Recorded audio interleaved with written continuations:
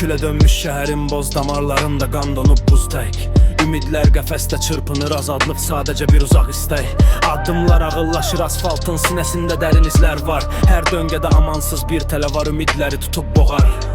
Zamanın çarxısını paslanmış əqrəblər nəbzi doğrar. Vicdanın kar quyusunda əks-səda verən haqlar ağlayır. Gözlərdəki o qığılcım çoxdan boğulub zülmətin bətnində. Yalanlar taxt qurub, həqiqət sürgün olub öz vətənində.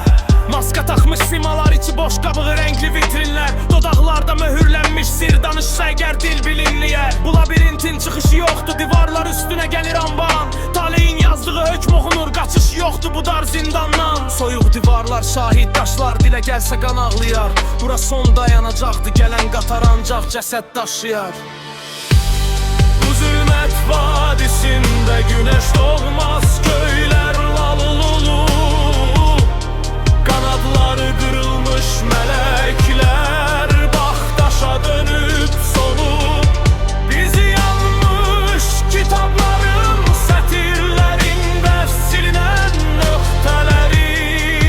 Nəfəs alan cəsədlər, ruhu itmiş o sərgərdən kölgələri. Dəmir qapılar arxasında çürüyən xəyallar toza qarışır. Həyat qumar masasıdır, zərlərə hər atışda hilə ilə yarışır. Boynunda ağırlığı hiss et, bu günahların soyuq zənciridir. Burada hər kəs ovçu deyil, əslində hər kəs bir ov yeridir. Gecənin qoynunda parlayan ulduzlar bizdən üz döndərib. Qaranlığı soyu əlini uzadır işığa, nuru söndürüb. Şahmat taxtasında piyada, şahın kölgəsində əzilirik. Bilinməzlik dənizində yelkənsiz gəmi tək bax süzülürük. Sözlər xəncər kimidir, batdıqca qan atmır, ruhu parçalayır. Ədalət tərəzisi əyilib, günahı savabdan kim ayırır? Burada qış bitmir, heç vaxt bahar çoxdan unudulmuş bir əfsanə. Yanan körpülərin külündən yaranıb bu viranə kaşanə. Səhərli sarmaşıq tək dolanır boynumuza bu boz rüzgar. Xilas yoxdur çünki bu oyunun qaydasını yazıb qumarbazlar. Bu zülmət vadisində günəş doğmaz, köylər lalub.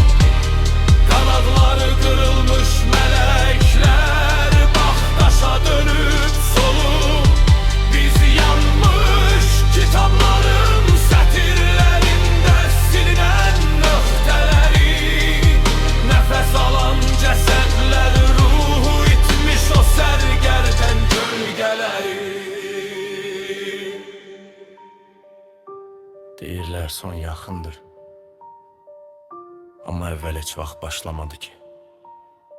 Sadəcə fırlanan bir çarx və biz onun dişləri arasında.